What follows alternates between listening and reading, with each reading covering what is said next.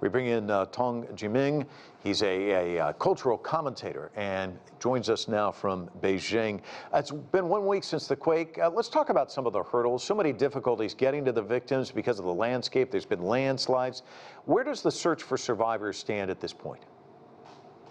Well, I think there are still better chances for the rescue workers to save lives, as you mentioned.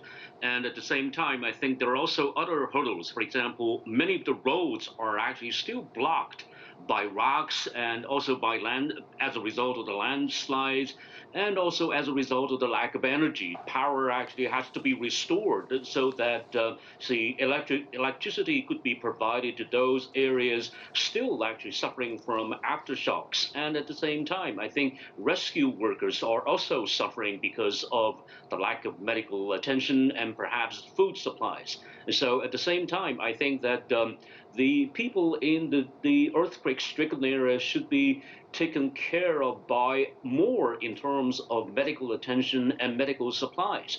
Overall, the situation are improving and rescuing efforts are still underway. And you know, you make a really good point. Everyone thinks the earthquake, but as you said, aftershocks happen. That also makes it very unsettled. This is really difficult terrain to kind of navigate. Can you talk about some of the other challenges the rescuers are facing at this stage? Well, the weather situation down there in southwest China can also be a hurdle. For example, raining is also an issue because sometimes it's just setting and inundate all of these areas to be actually rescued. And at the same time, these dammed lakes. The dammed lake, as a result of the earthquake, are still actually trouble for us difficulties to encounter because they block roads, they block the original ways into those villages. At the same time, China actually has made lots of shelters in those regions. But then once again, shelters also need to be taken care of because of the increased risk of outbreaks like infectious diseases such as tuberculosis, and also the shortage of medical attention for senior citizens.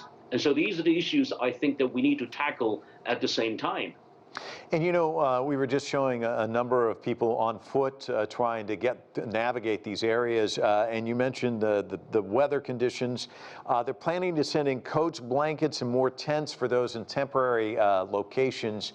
There's also, you know, the concerns about COVID. We've seen such outbreaks, I should say, throughout China. And there's fears about COVID in these temporary shelters. Can you talk a little bit about that as well?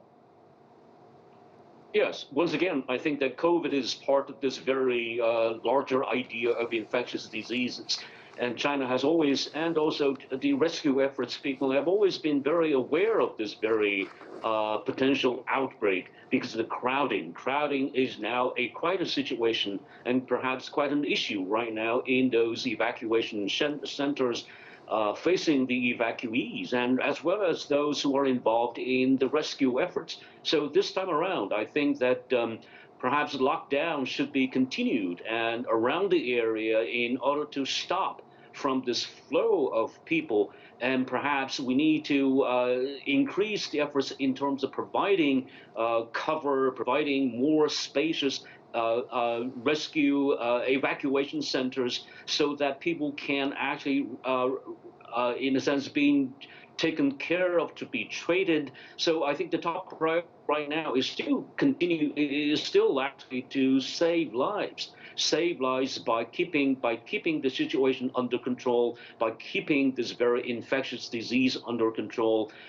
As we all know, that is still actually the weather is still very hot and humid out there, and this is actually the top concern on my part. Furthermore, I think this very unsanitary environment, the food nutrition and the shortages of medication should also be taken care of because they actually affect lots of these senior citizens. Senior citizens are actually being in a sense threatened by the current situation because of the lack of those medications and perhaps food and proper care under these very bad weather. But COVID is absolutely a concern right now, I think. But I'm confident with these rescue workers, now in place. I know that even firefighters are actually protected with these gear so that they can be actually sheltered. Yeah.